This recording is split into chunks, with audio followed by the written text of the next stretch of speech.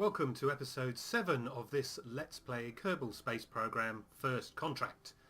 Now in episode 6 we tried to be clever and we tried to do 4 contracts all in one launch. So that was the stability enhancer, the small gear bay, the Rockomax brand decoupler and the radial mount engine. But again, if you'd watched the last episode, you'll realise it didn't entirely go to plan and we rather overstretched ourselves. We ended up doing them all separately.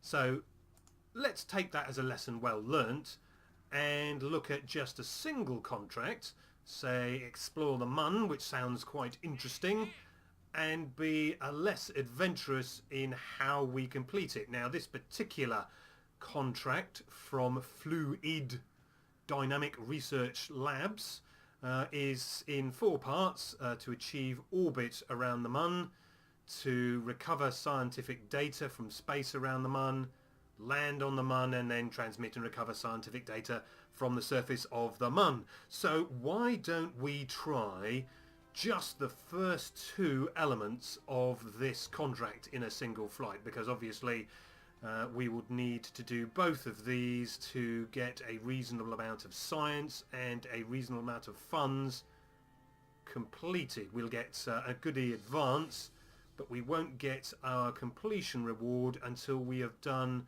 all 4 parts. But it's still quite a lot of funds, 120,000 funds. That'll pay for a good few failures, I suspect. So let's accept that contract and head over to the VAB and build ourselves a vessel that will get us around the Mun.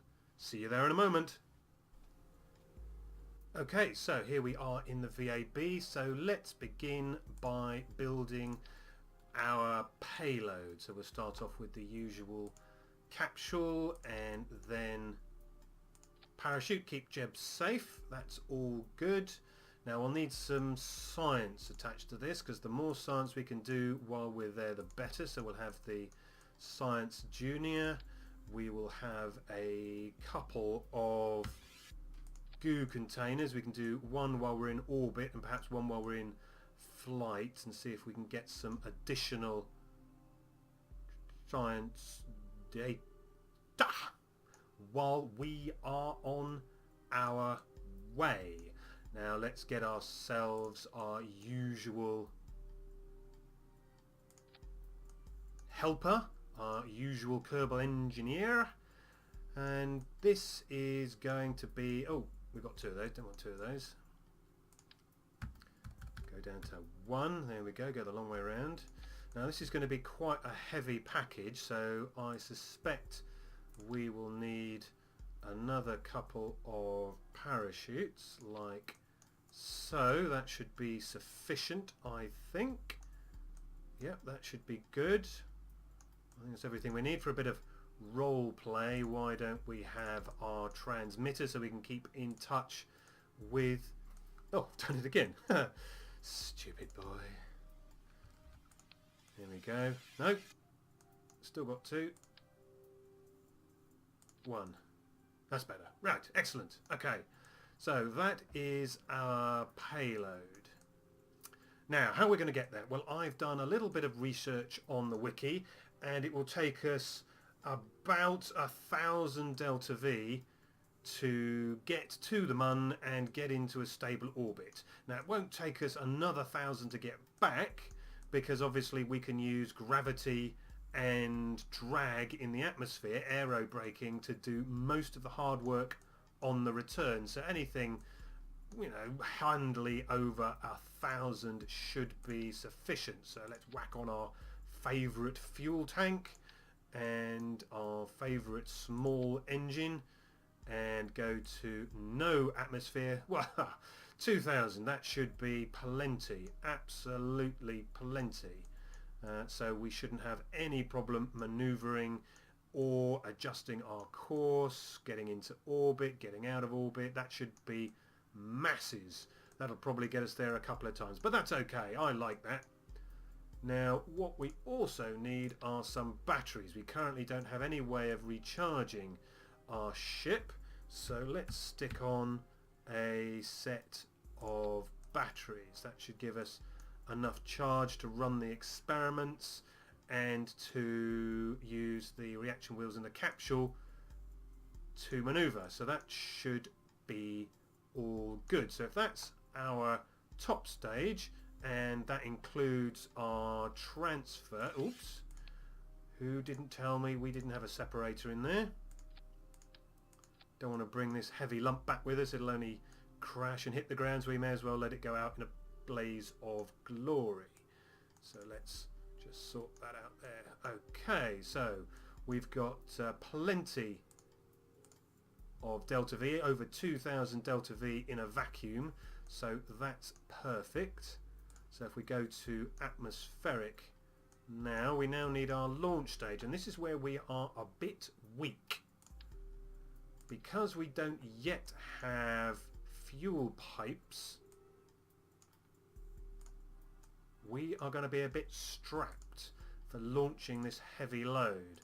But we've launched loads in the past, so let's just give it a whirl. So let's get our central stage on with our vectoring engine. There we go. Let's move that separator up. So we've got 2000 in this section alone, and that's with atmosphere on for curbing. So let's go back to the compact format again, give us a bit more space, go out a bit. Now that's not enough to get us into orbit, we need at least 4000 just to get us into orbit. So let's put on some separators, decouplers I should say. We'll have 4 around the body, and let's put on some external tanks and see where that gets us with our more powerful engine. So that's with stage 2, which is this stage. Just make sure all our stages, all our engines are in the right section. That's 3700, not quite enough I don't think. So let's put on another stage, 4500 in total. That I think will do us just fine. So let's get some wings. Get our wings on, keep us a bit more stable in the lower atmosphere. That's good. To keep the whole ship stable, let's have some struts. There we go. Yep, that looks all good I think. We've got batteries, we've got fuel, engines obviously, struts. Can't do without struts. Finally, let's put on our stability enhancers. There we go.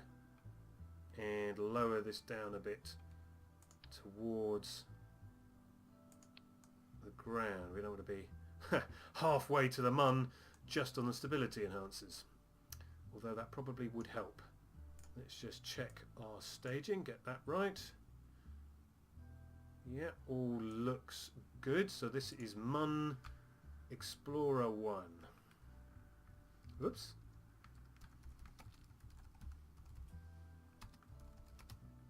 Mark 1.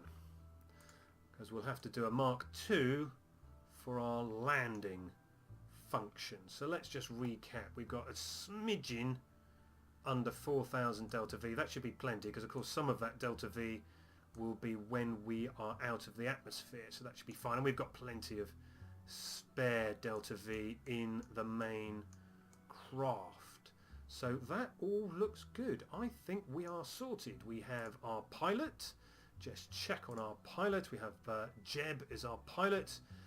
We could change. Oh, I'll tell you what. Why don't we reward Hadbart for coming over to our side by making him the crew member. Excellent. I think we're ready to go. I'll see you over at the launch pad. Okay, here we are with Hadbart on the launch pad. Let's get the SAS on, the throttle up, and launch away. Now, another Kerbal Naut gave me a handy tip. Thank you very much, Orbator. He suggested that for small craft such as this one, doing our gravity turn at about 7,000 to 8,000 meters would be much more efficient. So thank you very much for that. We shall do that. We will also throttle down a bit. We don't want to be going too fast in the lower part of the atmosphere either. So there's two great tips for you to begin your KSP career with. So we're at 4,000 meters now. Let's get Kerbal Engineer up so we can check on our ultimate height. There we go. Just keep the throttle around about 150 or so. That should be fine. We'll throttle up after we lean over for our gravity turn. So let's start that turn now.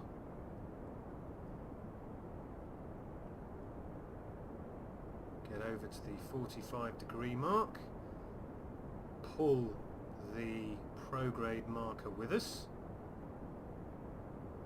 There we go, 45 degrees.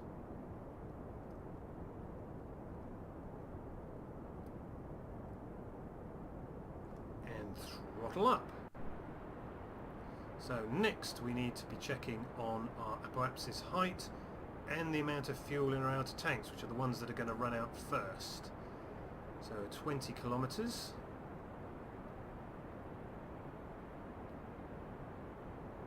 25. Hadbart doesn't look too happy. Don't worry, Jeb's tested all this. It's going to be fine, he says. 40 kilometers. 60. Ready to cut the engines, and there we go. 80 kilometers with a smidgen of fuel. So let's go out into map mode.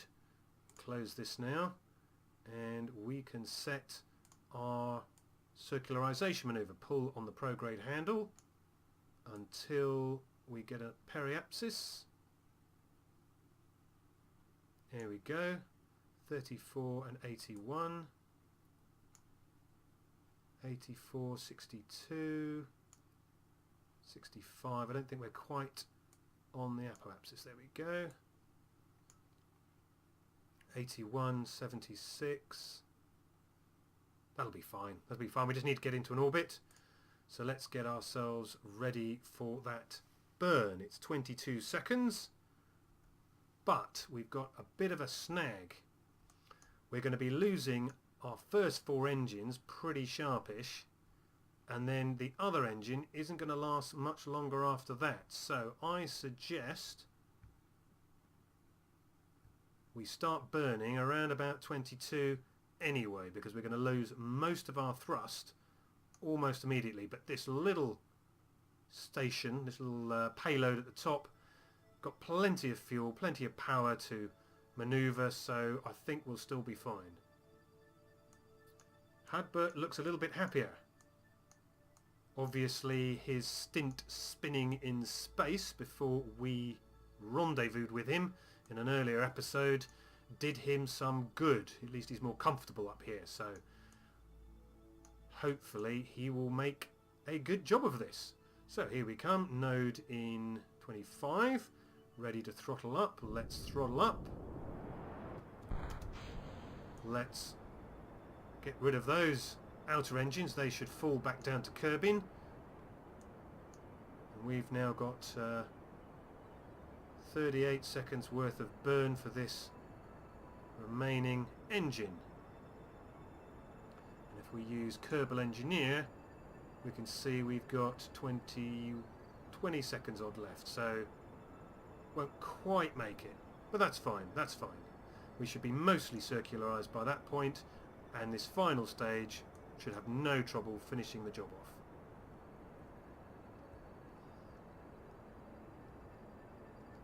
Getting close, 100 meters per second to go. Let's just feather in that last, there we go, that's that last section gone. And there we go, that's close enough, I think. 80 and 76. 80 and 76, that's a perfectly good orbit for our purposes. All we have to do now is set up a maneuver node to get out to the Mun. Let's go into map mode. Let's find the Mun. Set that as a target. Now it's going this way round its orbit, so we need to catch it up around about there. So let's put in a maneuver node and extend the orbit. There we go. How's about that then? Not bad for a first attempt. Still a million metres away, but at least we're close. So let's just pull this in. Maybe we're not close enough, because I didn't change it that much. So let's move the manoeuvre node around a little bit and just see if we're coming in a little bit late. Here we go. Looks like we're actually going to crash into the surface. So let's just make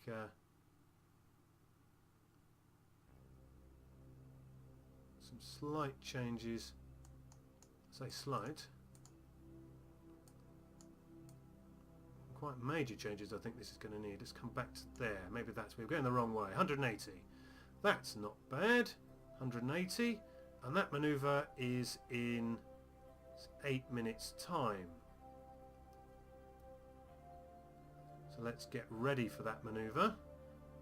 Get ourselves on the manoeuvre node, which is at the moment pointing straight down. Still don't think Hadbart's going to have much of a view. Well, I guess he's looking at the ocean there. Hope he knows what all the instruments do, because Jeb forgot to label them. Still, I'm sure it'll all be fine. Yeah. Well, I'll see you in 7 minutes time. See you then. Okay, the manoeuvre node is fast approaching. Now we need to burn halfway either side, so that's about 39 seconds to go. So that's when we will burn. We've got ourselves all lined up. Hadbart's happy as Larry, whoever Larry Kerman is.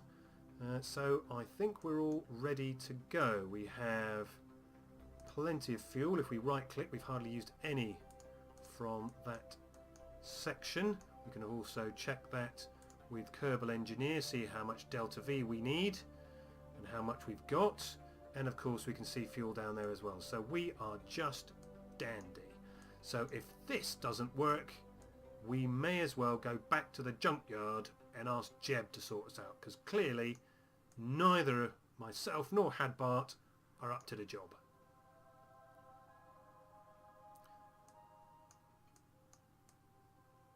All we have to do is remember to do some science when we are away from Kerbin, and that'll be the crew report and the goo canister, and then obviously when we're in orbit we need to do the rest of the scientific tests.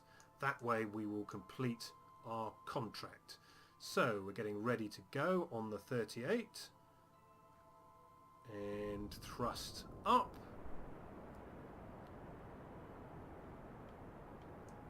And let's check this on the map mode. So we're on the blue reticule, so we're all firing in the right direction, so our apopsis is extending towards where the Mun will be shortly. And let's just watch as the delta V comes down. Now we want to be as accurate as possible so we can meet this as accurately as possible. There we go, 400, that's about half, and we're halfway through our burn, so that's worked out pretty well. Let's just keep on the blue reticle as best we can.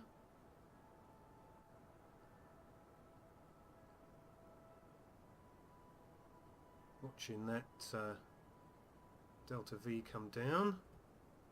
Now let's feather in the last of the delta V. We want it to be as accurate as possible, because you'll find the last few meters per second are the ones that count.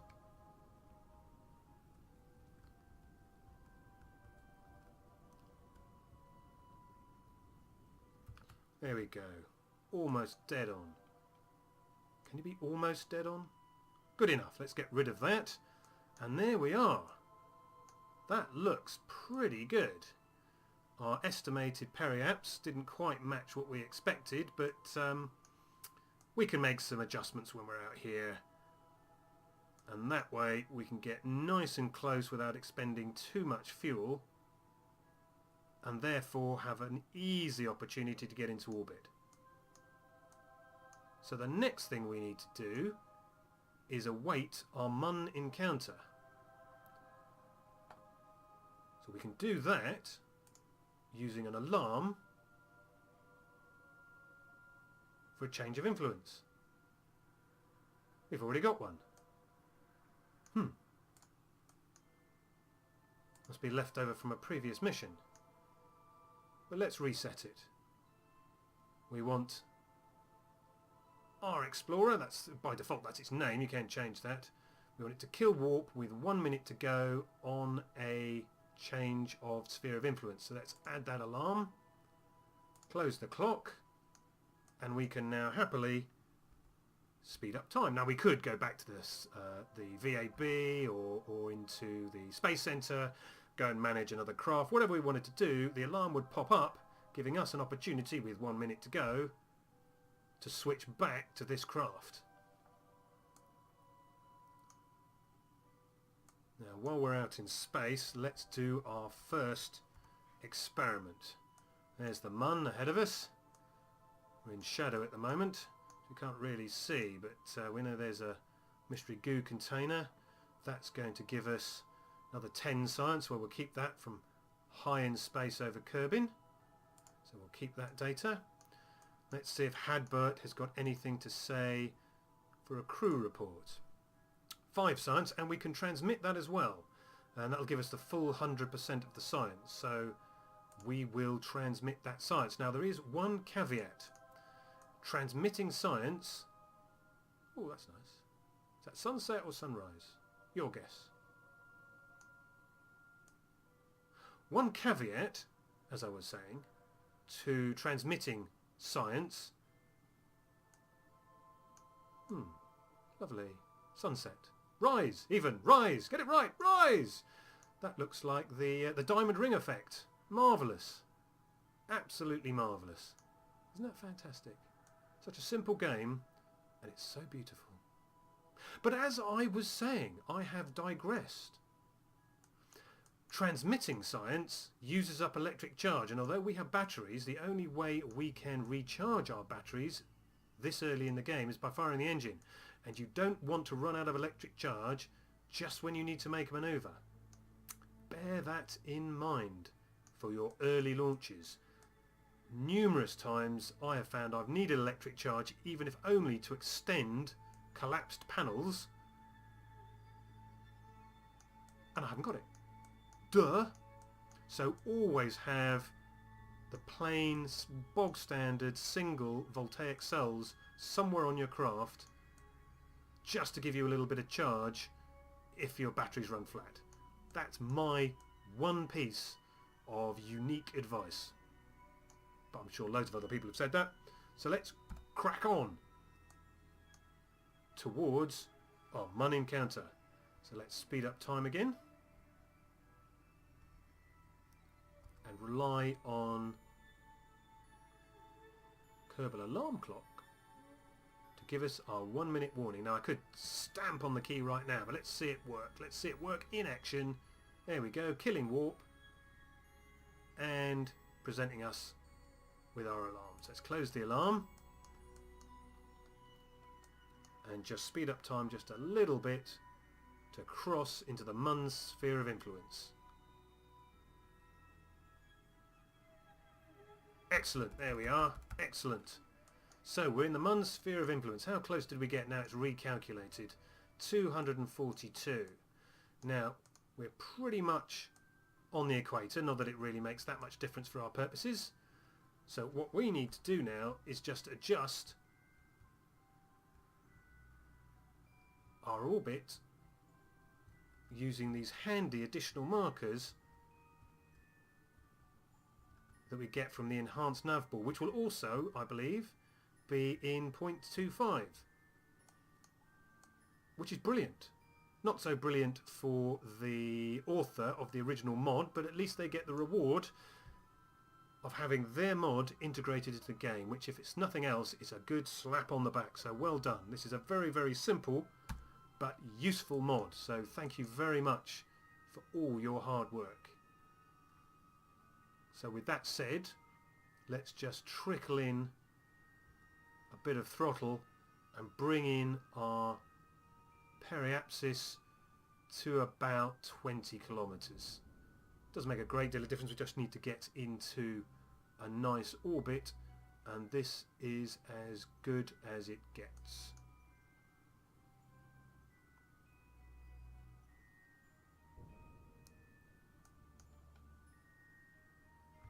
There we go, that'll do nicely, I think.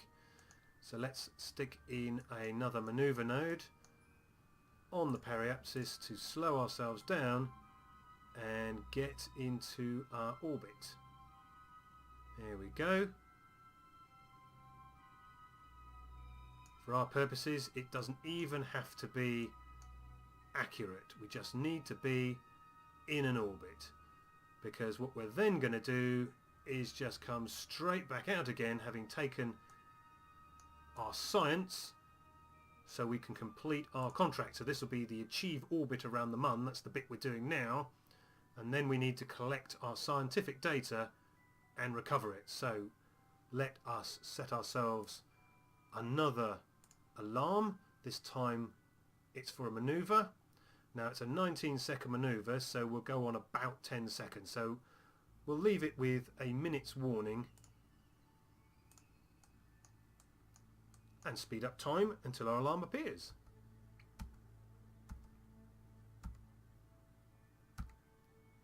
Dead handy, this Kerbal alarm clock, although it can cut out some interesting parts of the game if you spend your entire time watching alarms. Great. Hadbart's going to be in the dark doing his science. Well, let's get lined up with our ghosted reticule and get ready. 277 meters a second to bring us into orbit. So we'll fire the engine, give or take around 10 seconds. That should be fine. We've only got to achieve an orbit, so we've only got to see this turn green, and we're done with that element of this contract. Whew, harder work than I thought. So let's throttle up.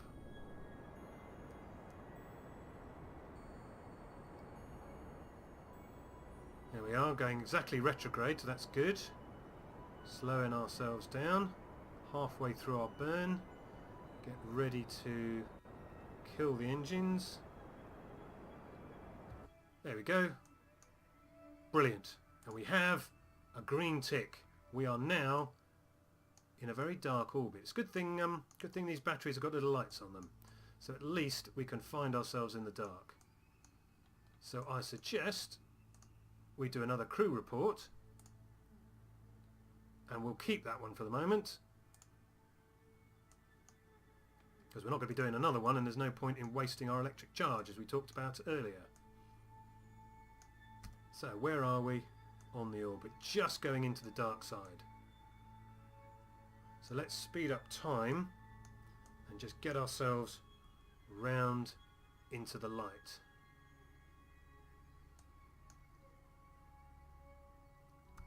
There we go. Should be just coming around into the light now. So let's speed up time just a little bit more. And a little bit more. Should see a glow shortly. There we go. Kerbal Rise over the Mun. And if we rotate the craft, there's a chance Hadbart, I keep calling him Hadbart. There we go.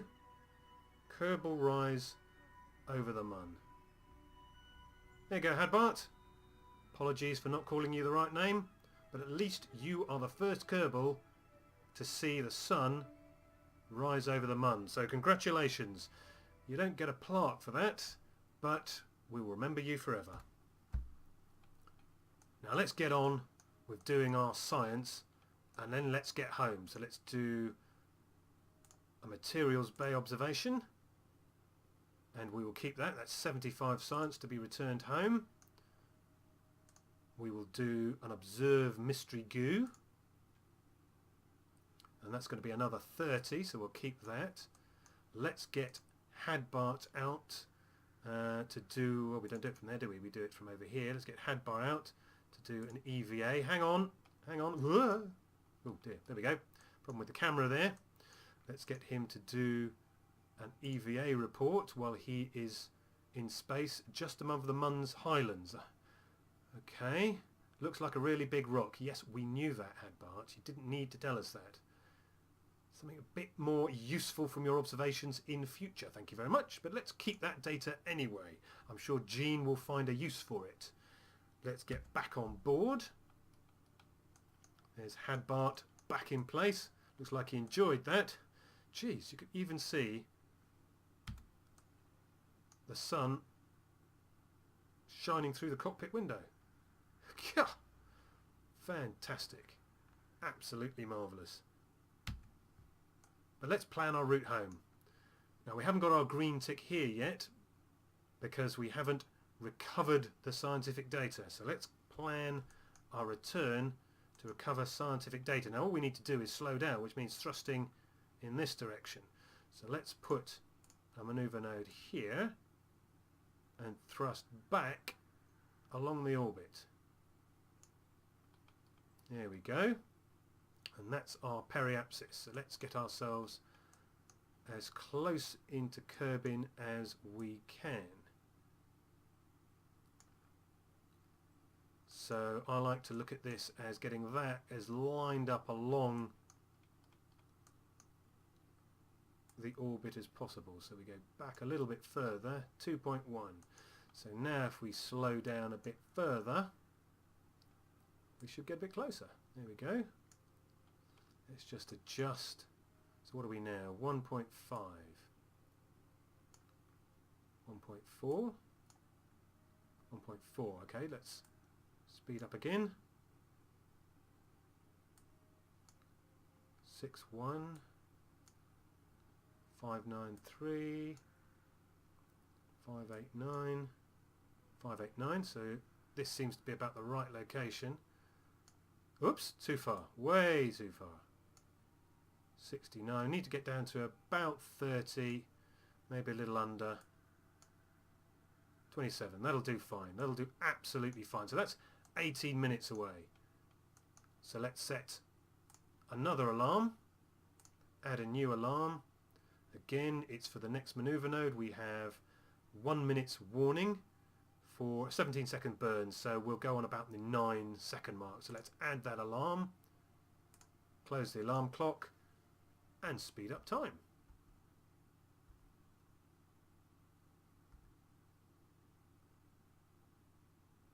And there's our alarm kicking in. Close the alarm.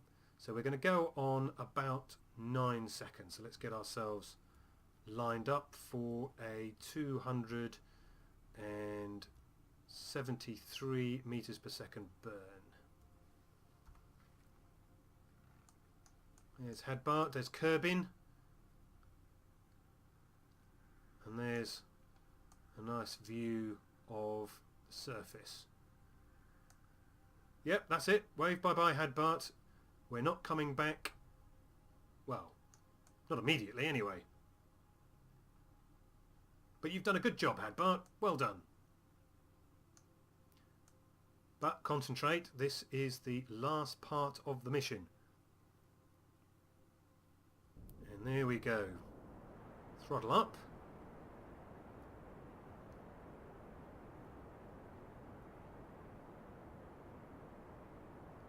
Halfway through our burn. Hadbart's a little bit worried. I don't think he likes moving. Floating, great. Moving, not so. There we go. So if we go back to map mode after removing that, I think we're coming in a bit steep. I think we slightly overdid it. We will adjust that as soon as we are out of the sphere of influence, just by speeding up a little bit. Now it seems to recalculate orbits when you leave sphere of influence, so let's just speed up time and let it do that recalculation.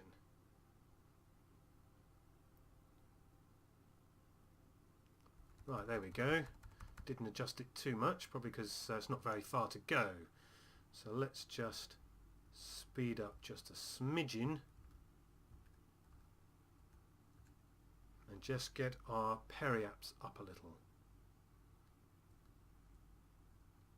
There we go. 36, a little too far. So what we don't want to do is skip out. I mean, it wouldn't be too much of a problem because we just come round and skip back in again. But let's get it right first time. We got shed loads of fuel. Shed loads of fuel, so it's not a problem. There we go. That should be fine. Now, one thing you don't want to do is time accelerate in map mode, because you'll find that despite the drag, you'll just keep going round and round and round. In normal mode, it's a bit more forgiving, but be very, very careful with your time acceleration, because of course you'll be going quite slowly here, but you will very, very rapidly speed up.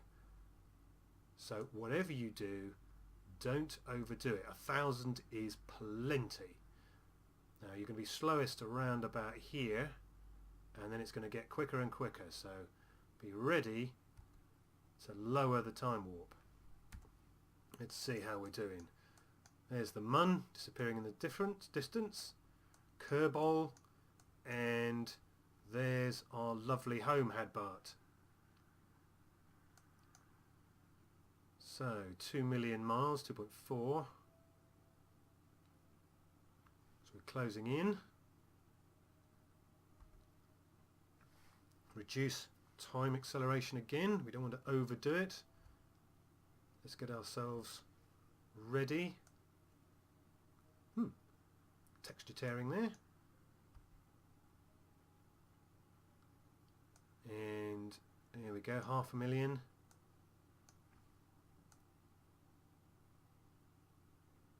So I think we're going to be quite a long way from the KSC, but we should be fine with all our science being recovered.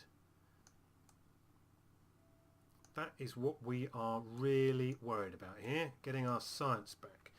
Now where we are at 100, go down time warp again, and you'll find the engine, the game engine, will kill your time warp, but it only seems to do that when you're in normal mode, not map mode.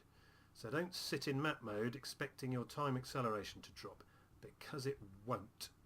And the number of times I have been round and round Kerbin as a result are too many to mention.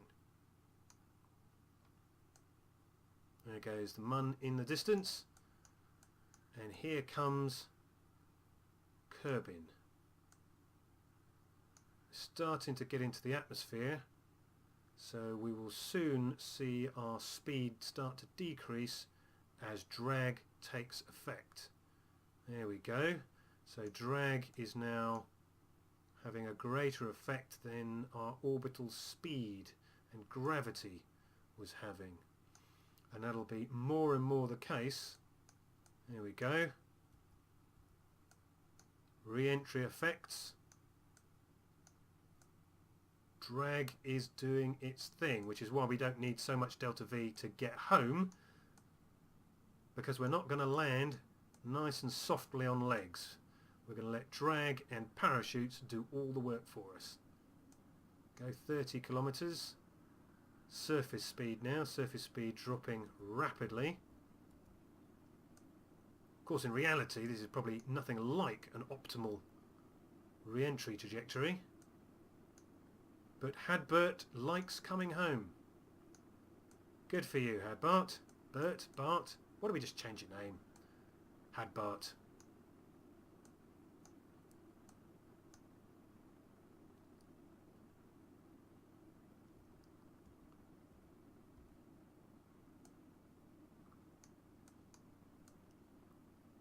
Snowy mountains around us. Don't think I've been to this this area before.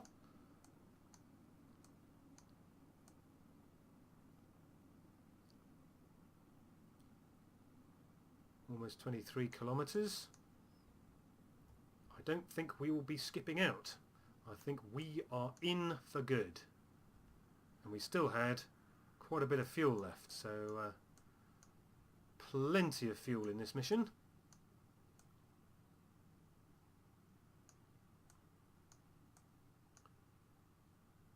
Coming down to 20 kilometres, the speed is now halved, and our aerodynamic effects, or our re-entry effects I should say,